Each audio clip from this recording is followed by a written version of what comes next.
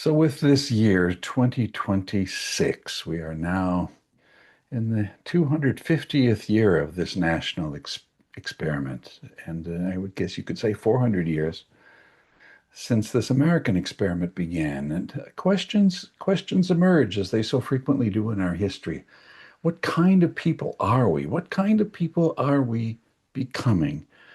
Now, this can be looked at from a number of different points of view, but in this series, I want to look at the aspect of community life in America, life in our neighborhoods, in our towns, our states, even you could say a national community life. What is it that leads to a healthy community? What are the attitudes that underlie this, that maintain its health? And for that, we can ask, well, what does history tell us? So we're going to be looking at a few of the people who, at certain important moments in our history, stood up either to build communities, maintain communities, or to show the foundations, the pillars in which healthy communities have to stand.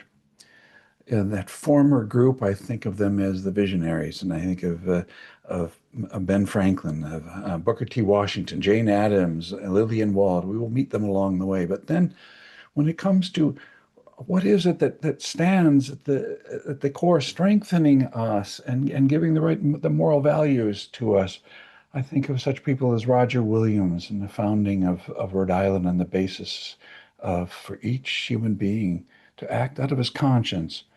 I think of John Adams, who took that unpopular stance of defending the British soldiers after the Boston Massacre. I think of Jacob Riis clanking his way up into the tenements with his camera back in the 1880s to reveal the miseries of life there and awakening people's conscience to it. And I certainly think of those students in Nashville who went and sat in at the lunch counter in the department store back there in 1960. So as we look at them, we have to reflect back, well, what is community in the end? How have we seen it throughout our history? And one place we could begin, we can go to that 26-year-old Frenchman named Alexis de Tocqueville, who landed in 1831 in Newport, Rhode Island, got off of his sailing ship, headed over to New York, and then plunged into this new nation, just 50 years old. He traveled to 17 out of 24 states. He went all the way into Michigan, went up into Wisconsin. He got as far as a hamlet that was called Green Bay on Lake Michigan. And he was amazed that in this pioneer country where so many people came from so many different places, where he said there was no real bond that naturally held people together, no common bond that he wanted to know how they were organizing themselves in the middle of the buzzing of life, of the felling of trees and the tilling of soil and building of homes. And he became especially interested to see how they organized themselves way out in this countryside, so many hundreds of miles from any real form of government. He wrote such things as this: Americans, he says, of all ages, all conditions, and all dispositions constantly form associations. The Americans make associations to give entertainments, to found seminaries, to build inns, to construct churches, to diffuse books, to send missionaries to the Antipodes.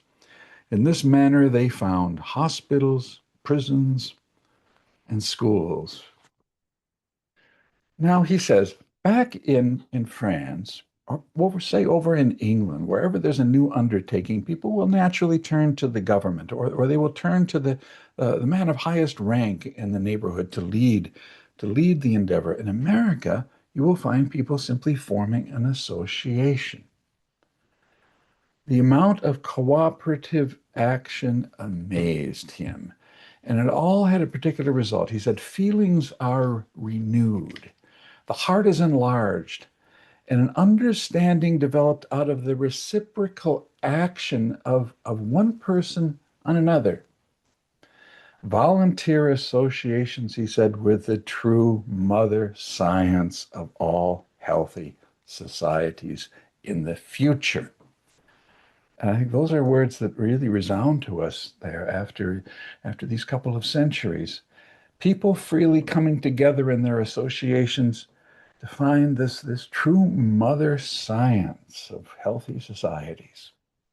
Now, he went on to remark that he's often seen Americans make large and genuine sacrifices for the public good, and has noted on countless occasions that they will do whatever is necessary so that they never fail to lend a hand to their neighbor. So wrote Alexis de Tocqueville, and when his book came out, Democracy in America in 1835, it was quite a sensation and has been read eagerly ever since. He said he was describing a country, a people that were unique clearly in all history. Particularly remarkable for someone who comes from Europe, where hierarchies prevailed and where it was hard for people to imagine how a society could be organized in any other way. Well, for more than a century, America appeared to be living up to this attitude. He spoke about associations. Um, the nation was teeming with clubs and lodges, civic associations of all kinds. And more people were involved in the community activities of simply of running their local governments, of being on school boards, on planning boards, and all of this continued to rise right certainly on into the 1940s and the 1950s. I remember it well as a child. Now, we roll some years ahead. In 1995, Robert Putnam produced an article that would then be turned into the book Bowling Alone. And there he said that there's been a massive drop in local participation in such things. And that Americans on all levels are simply not having the same kind of face-to-face interactions, whether it's in local government or their churches or their local associations, that so many of them, as they fade out, that there hasn't been much to step in and replace it. Now, we said that in 1995. That was the first year when the internet became widely available. It was more than 10 years before the first smartphone. In her book, Diminished Democracy, Theoda Skocpol has documented the decline of these volunteer associations, both local and national. Instead, she says, people will take their money, will write a check and send it off to an advocacy group in Washington with its professional staffs. And she says that once where people naturally participated in the lives of their towns, instead they tend to simply converse about the issues of the nation, but are not directly involved in the day-to-day life of the world around them. And if they're concerned about an environmental issue, she says the tendency will be to rely on some professional staff in a distant city in order to manage it for him. And Skocpol shares Putnam's worry that we're having an ever increasing amount of isolation and anxiety, even depression, especially among young people in America. Well, but there's more to this story, of course. Around a decade ago, James and Deborah Fallows, James Fallows was a longtime writer for The Atlantic, boarded a small plane and began to head out into the heartland. They wanted to see what life was like in the small and medium-sized towns. They ended up over the next years flying more than 100,000 miles and going to dozens of these towns, whether it was Duluth, Minnesota, or San Bernardino, or Greenville, or Sioux Falls. And what they found was interesting. Well, first of all, people shared their concern that nationally we seem to be increasingly polarized. The government seems to be dysfunctional. They're not sure whether things are going in a healthy direction.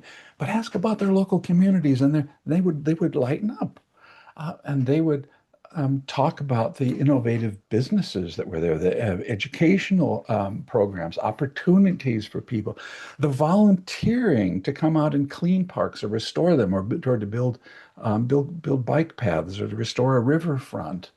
The kind of openness, they said, to new immigrants, which they were seeing integrating into society everywhere they looked. And they said it's becoming, America we might say, is becoming more like itself. Again, a dynamic place innovative, inclusive, resilient. So they saw it with a good deal of hope that when you get beyond the veneer of what we're seeing around and you step down into what's happening into the heartland of the country, they found that the spirit of community was actually quite alive and well in this country. Well, we are now going to step back from this and just say, well, what about if we look at the stream of our heritage as a people? We will, as we will move into the various people who have been either um, these people who are probing and have stood on building foundations for a healthy society, or those who have helped build various communities. They will be looking at these issues, and I hope that these stories will shine some light on this community impulse, on this association building impulse, how it has given shape to our national experience, how it continues on to today, and I would hope on into the future.